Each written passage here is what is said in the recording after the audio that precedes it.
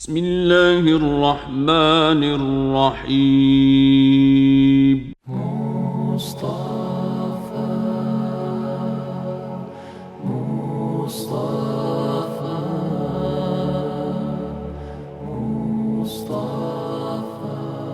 مصطفى يا مصطفى يا مصطفى يا مصطفى يا مصطفى يا مصطفى يا مصطفى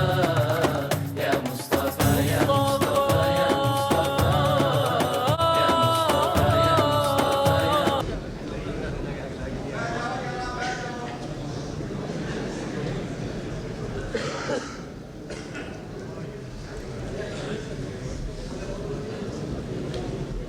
نحمده ونصلي ونسلم على رسوله الكريم اما بعد فاعوذ بالله من الشيطان الرجيم بسم الله الرحمن الرحيم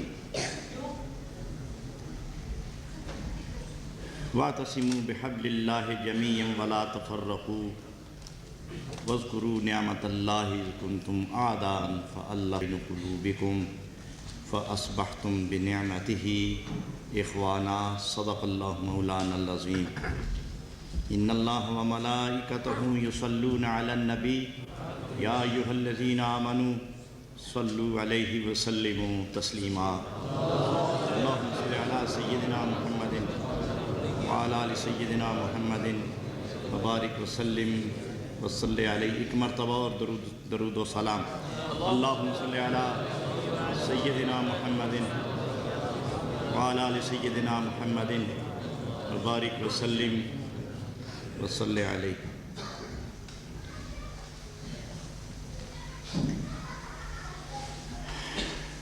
انتہائی واجب الاحترام و معزز مہمانان گرامی وقار حضرات علماء کرام و قراء و تمام دور و نزدیک سے تشریف لانے والے جید اہل ایمان احباب، آج کے سارے پروگرام میں جن نوازشات ربانی نے دلوں کو اپنے احاطے میں لے رکھا تھا، جن بے حجاب رحمتوں نے سینے دھونے کا ٹھیکہ لے رکھا تھا، سبحان اللہ، قرآن کے الفاظ نور، رحمت، بخشش، برکت، عزت، عظمت بن کر جو دل اور روح کی فضا میں اتر رہے تھے، یہ آپ کی خوش نصیبی، بلند بختی، سعادت مندی کی دلیل. برطانیہ کی سرزمین ایمان اور قرآن کہ نور سے دھلے ہوئے چہروں والے لوگ اس محبت، احترام، اتحاد، اتفاق، پیار، باہمی قلبی رابطوں کے ساتھ دور و نزدیک سے یہاں آ کر بیٹھے. اس طرح لگتا ہے جیسے قرآن 14ویں کے چاند کی طرح چمک رہا ہو اور پڑھنے اور سننے والے سارے اس کے ارد گرد ستاروں کی طرح چمک رہے ہوں. دل کی کیفیات کو گواہ بنا کر اپنی ہی ان کیفیات سے سوال کرو. جب حضرات قرآن عظیم کی تلاوت فرما رہے تھے تو بے حجاب عرش عظیم سے نور کی برسات اتر رہی تھی، اور اس وقت سے لے کر اس وقت تک آپ لوگ مسلسل رحمتوں کے احاطے میں ہیں. وہ نور آپ کی کیفیات کو وہ درخشندگی، تابندگی اور نئی آن، نئی شان، نئی زندگی دے رہا ہے کہ آپ پشت در پشت اس نور کو منتقل فرماتے رہیں گے. برطانیہ کی سرزمین پر جہاں قدم قدم اندھیرا ہے، جہاں لمحہ لمحہ گمراہی ہے، جہاں دم بدم غفلت ہے، معصیت ہے، گمراہی ہے، وہاں عظیم ایمان، تعلق باللہ اور نسبت رسول کا چراغ بدست لے کر چلنے والوں، آپ خود ہی خوش نصیب نہیں ہیں. میں سمجھتا ہوں جن گمراہی کے مرکزوں سے آپ قرآن عظیم کا چراغ سنت رسول اور نسبت رسول اور عظمت رسول اور توحید باری کا چراغ لے کر گزریں گے، وہاں بھی آپ ان سوئے ہوئے قسمت والے انسانوں کو نئی قسمت دیتے ہوئے گزرتے چلے جائیں گے۔ بڑی گناہوں کی تاریکیاں ہیں راہوں میں، بڑی گناہوں کی تاریکیاں ہیں راہوں میں، قدم سنبھل کے اٹھاؤ بڑا اندھیرا ہے۔ بڑی گناہوں کی تاریکیاں ہیں راہوں میں، قدم سنبھل کے اٹھاؤ بڑا اندھیرا ہے۔ آپ کی مصروفیات کا احترام نہ ہوتا، آپ کے گھریلو معاملات آپ کو واپس لے جانے پہ آپ کو مجبور نہ کرتے، تو میرا خیال تھا کہ ہم سحری کے وقت تک، صبح کی اذان تک ہم نزول رحمت کے اہتمام کو قائم رکھتے، اور اسی طرح قرآن عظیم کی تلاوت ہوتی رہتی، پرانے گناہوں میں الجھے ہوئے دل نور قرآن سے سلجھتے چلے جاتے، اور وہ سینے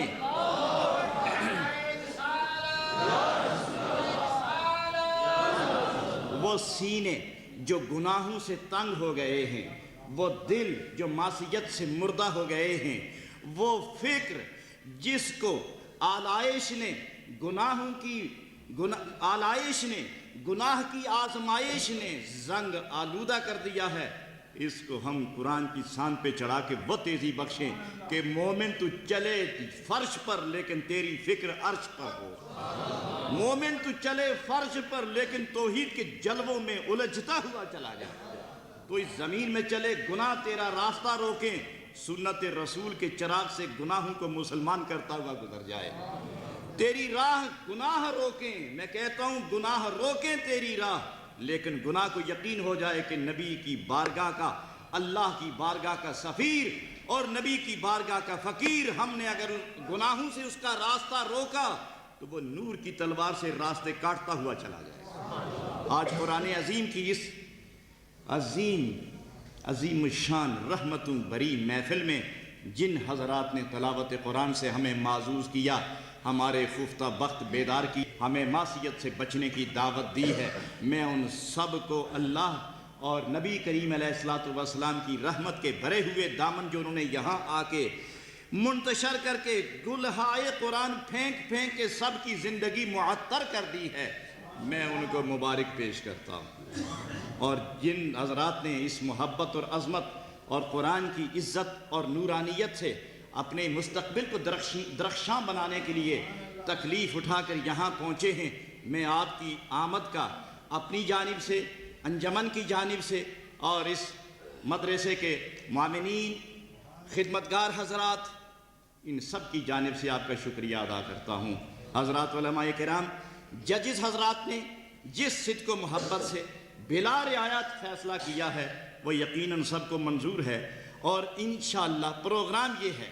کہ آئندہ اللہ نے چاہا تو ہم 3 بڑی مجلسیں کریں گے،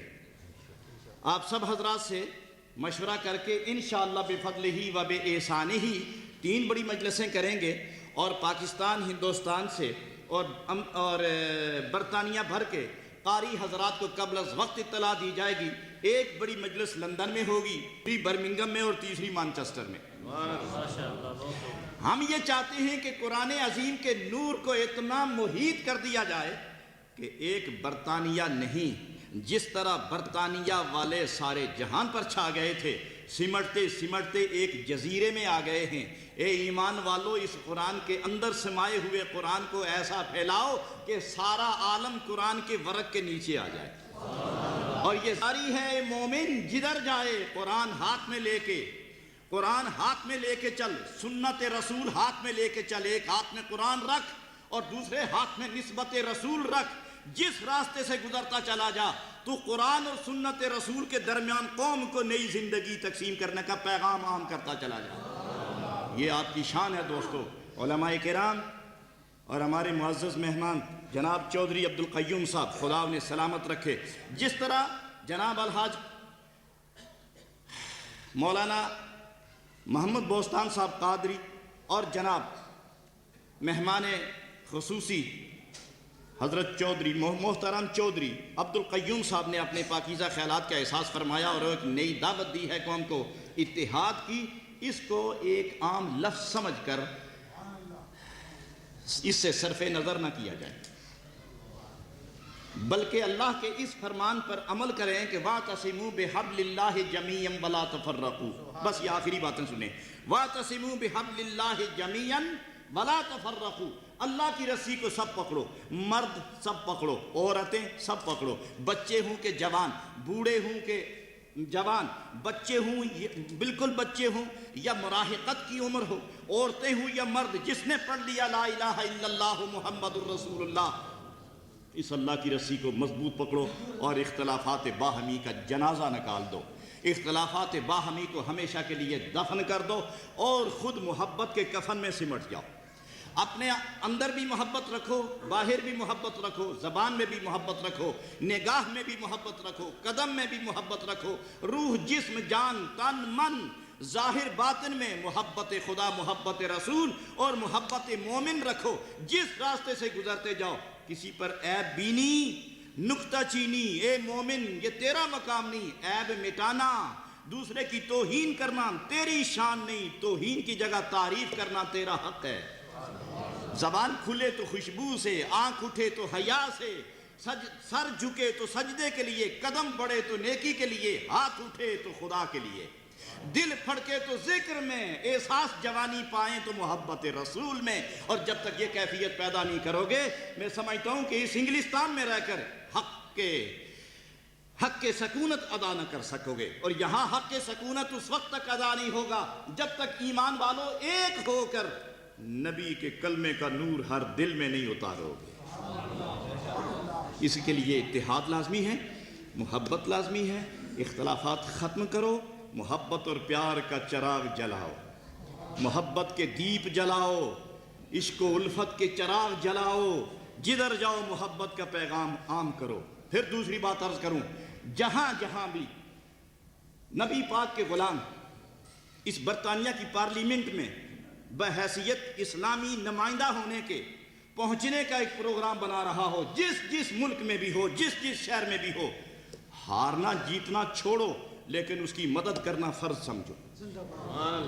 ہارے یا جیتے یہ علیحدہ بات ہے، یہ اللہ کے ذمہ ہے. ہمارے ذمہ یہ ہے کہ ہم ایک مومن کی حمایت کریں تاکہ اسمبلی میں، برطانیہ کی پارلیمنٹ میں پہنچ کر ایک کلمہ پڑھنے والا جب وہ لوگ اسلام کے خلاف کوئی سازش کریں تو وہ قوت ایمانی کی بنیاد پر کھڑا ہو کر اسلام کی مدافعت کے لیے تیار ہو جائے.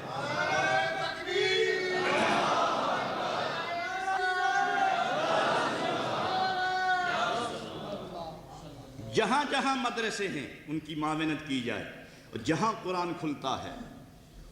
حمایت کی جائے، معاونت کی جائے، اور جہاں پارلیمنٹ میں پہنچنے کے لیے مسلمان کھڑا ہے اس کی مدد کی جائے، اور جہاں قرآن کا فیصلہ آ جائے سر جھکا لیا جائے. اللہ نے فرمایا رسی مضبوط پکڑو. رسی ہے کیا؟ جمہور علماء، جمہور مفسرین نے فرمایا کہ رسی اللہ کا قرآن ہے اور اس کو رسی فرمایا گیا.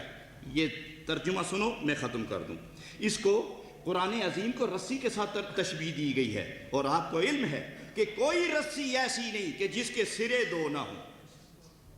کم از کم میرے علم میں ایسی کوئی رسی نہیں کہ جس کے دو سرے نہ ہوں. رسی کہتے ہی اس کو ہے کہ جس کے سر ہو لمبی اور سرے دو ہوں. تو اگر قرآن کو رسی سے تشبیہ دی اور اس کے دو سرے مان لیے جائیں تو پوچھنا پڑے گا کہ پہلا سرا قرآن کا کہاں ہے اور رسی کا دوسرا سرا کہاں ہے. اور ہم جو پکڑیں گے تو پہلے سرے سے پکڑیں کہ دوسرے سرے سے پکڑیں یا درمیان سے پکڑیں. تو قرآن خود ہی بیان کرتا ہے کہ میں رسی اللہ کی رسی ہوں. دو سرے ہیں، ایک اللہ کے ہاتھ میں ہے، دوسرا رسول اللہ کے ہاتھ میں.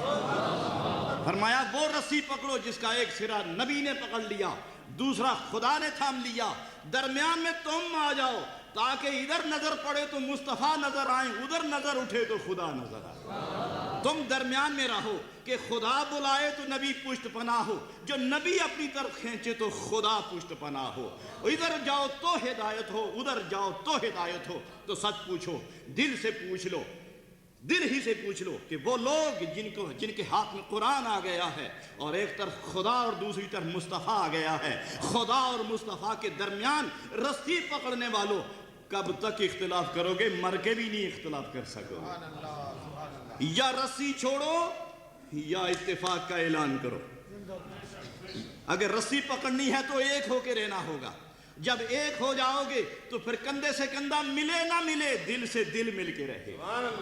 اس لیے دل ملانا ضروری ہے۔ اور یہ یاد رکھو کہ رسی پکڑنے والے بھی، اس رسی کے مخاطب بھی بہت لوگ ہیں۔ بعض وہ لوگ ہیں جنہوں نے رسی دیکھی اور چھوڑ دی، ایک جماعت وہ ہے جنہوں نے رسی دیکھی چھوڑ دی، اور دوسری وہ جماعت ہے ہاتھ رکھا مضبوط نہیں پکڑی،